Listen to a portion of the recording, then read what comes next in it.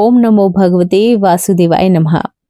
हिंदू धर्म में पोष महीने के शुक्ल पक्ष में पड़ने वाली एकादशी को पुत्रदा एकादशी कहा जाता है। यह व्रत विशेषकर संतान सुख, संतान की लंबी आयु और परिवार की खुशहाली के लिए किया जाता है। इस तिथि पर पड़ने वाली एकादशी को बैकुंठ एकादशी के नाम पर भी जाना जाता है।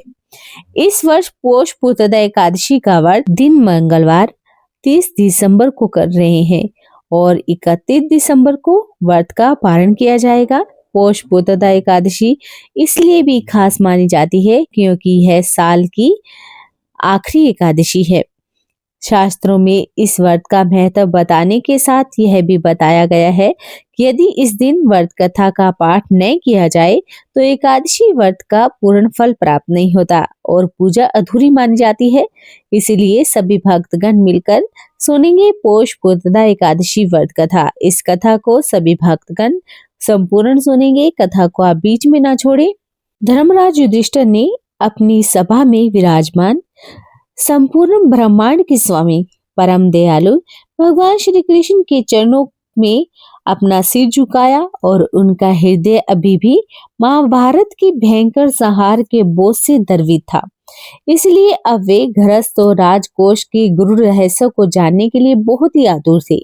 धर्मराज युधिष्ठिर बोले कि हे मधुसूदन, आप तो साक्षात स्वरूप हैं धर्म के और आपसे परे तो कोई ज्ञान नहीं है। संसार में मनुष्य अनेक सुखों की कामना करता है, परंतु गृहस्थ के लिए सबसे बड़ी चिंता की बात यह है कि उसका वंश आगे कैसा बढ़ता रहे। मृत्यु के उपरांत उसके नाम को आगे बढ़ाने वाला कोई ना कोई हो, पितरों को तृप्त करने वाला उसका पुत्र हो। अतः मैं आपसे यह जानना चाहता हूँ कि पोष मास के शुक्ल पक्ष में कौन सी एकादशी आती है, उसका विधान क्या है। निसंतान दंपति को संतान सुख की प्राप्ति के लिए क्या करना चाहिए। कृपा कर मुझे इस व्रत की संपूर्ण विधि को बता दे और संपूर्ण महिमा बता दे। भगवान श्री कृष्ण ने धर्मराज की करुणा पुकार सुनी और उनके मुखमंडल पर एक अलौकिक गंभीर मुस्कान भी थी।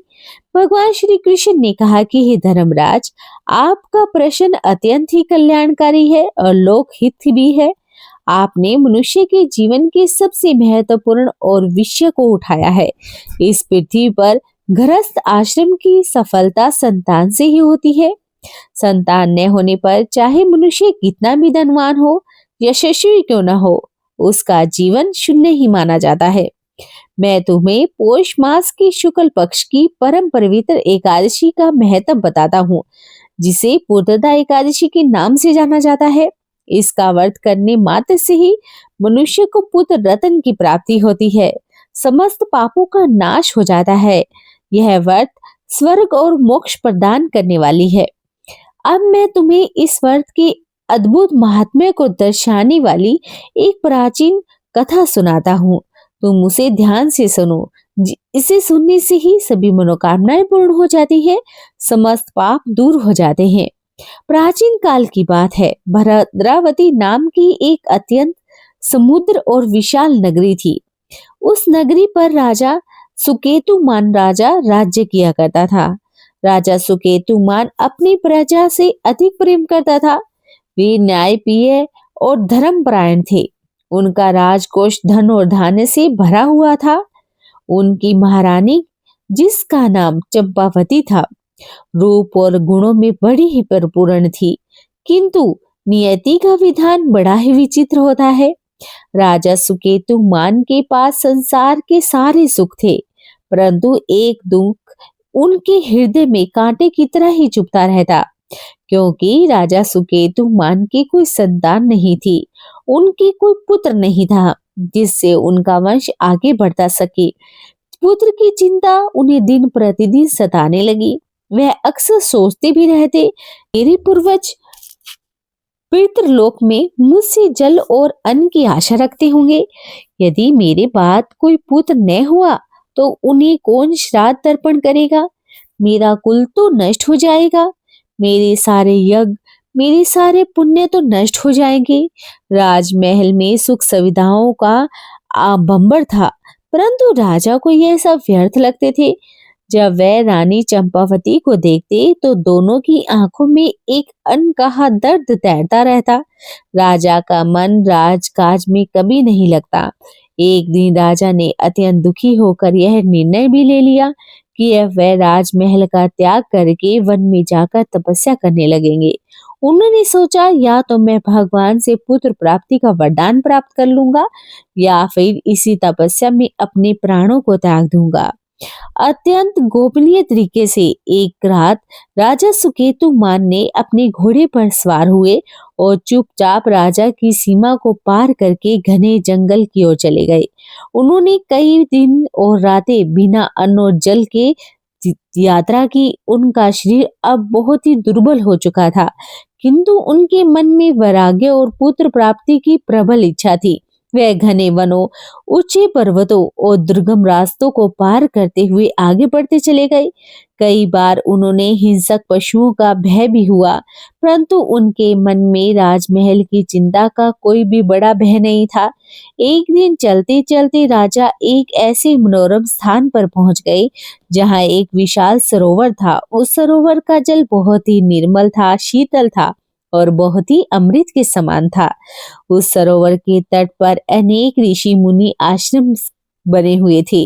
वह स्थान तपस्या के तेज से प्रकाशित हो रहा था।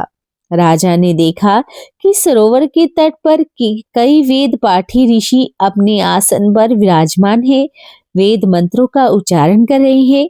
राजा ने घोड़े को बांधा और पैदल ही ऋषियों की ओर बढ़ गए। राजा सुकेतुमान ने अत्यंत दीनता के साथ उन ऋषियों को प्रणाम किया। ऋषियों ने जब राजा के उदास चेहरे को देखा तो उन्हें आश्चर्य हुआ। उन्होंने राजा को आशीर्वाद दिया और उनसे बैठने का भी आग्रह किया। एक तेजस्वी ऋषि ने राजा से पूछा कि हे राजन, आप कौन है? इतने सुंदर और राजसी वेश में होते हुए भी आपके चेहरे पर इतना निषाद क्यों है? आप किस दुख से दुखी हैं? कृपा करके हमें बताइए। राजा सुकेतुमान ने अपनी संपूर्ण व्यथा उन ऋषियों को सुना दी। उन्होंने कहा कि हे तपोधन ऋषियों, मैं भद्रावती नामक नगरी का राजा हूँ। मेरे पास तो सब कुछ है, परंतु मेरा जीवन पुत्रहीनता के कारण बड़ा ही व्यर्थ है। मैंने सुना है कि जिस व्यक्ति के पुत्र नहीं होता वे इस लोक में शांति नहीं मिलती और परलोक में उन्हें मुक्ति नहीं मिलती। मेरे पितर मुझसे अप्रसन्न होंगे। इसी दुख से पीड़ित होकर मैंने अपने राज्य को भी त्याग दिया और यहाँ मृत्यु तथा मोक्ष की तलाश में आया हूँ। कृपा करके आप मुझे ये बतला दीजिए जिससे मुझे मेरे वंश चलाने के लिए पुत्र प्राप्त हो जाए। ऋषियों ने राजा की बात सुनी। वे परम ज्ञानी थे और काल गणना में बहुत ही निपुण थे। मुख्य ऋषि बोले कि हे राजन, आप अत्यंत भाग्यशाली हैं जो इस स्थान पर आज के दिन पहुंचे हैं। आज पौष मास के शुक्ल पक्ष की पुण्यमयी एकादशी है।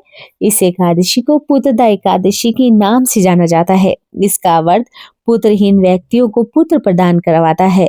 इसमें तनिक भी संदेह नहीं है। ऋषियों ने आगे बताया कि यहाँ पर हम इकट्ठा होकर समय भगवान विष्णु की पूजा और पुत्रदा एकादशी का व्रत कर रहे हैं।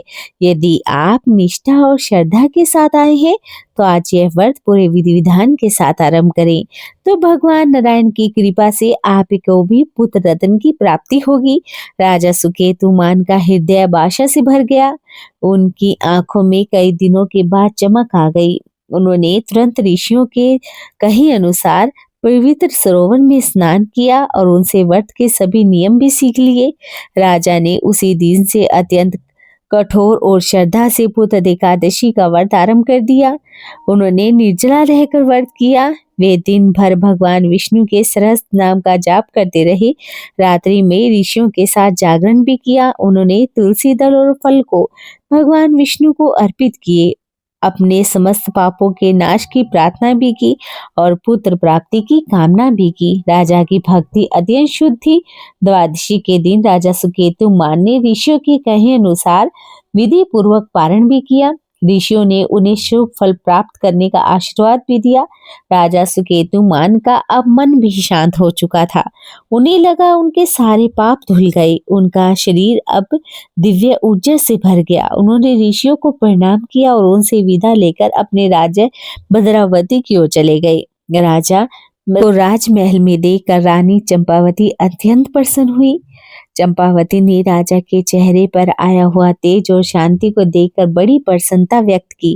राजा ने रानी को सारी बात भी बताई। उन्होंने बताया कि उन्होंने भगवान विष्णु नारायण का सबसे पवित्र पुत्रदा एकादशी का व्रत पूर्ण किया है। समय बीता और शीघ्र ही भगवान विष्णु की कृपा से रानी चंपावती ने गर्भ धारण किया।